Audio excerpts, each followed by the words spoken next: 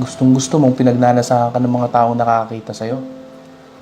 Babe, hindi sa ganun. Gusto ko lang naman maayos. Presentable ako pag lumabas naman ako. Ayan na naman tayo sa gusto mo eh. Kailan ba naging importante yung gusto mo?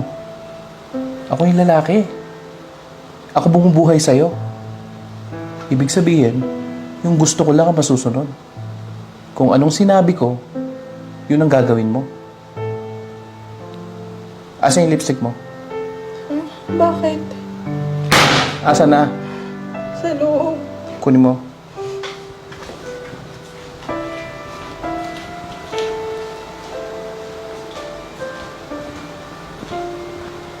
Ito. Ang gagawin mo? Ito pala. Yung ginagamit mo sa kalandian mo. Hindi mo na ito magagamit ulit. Ha? Huwag na.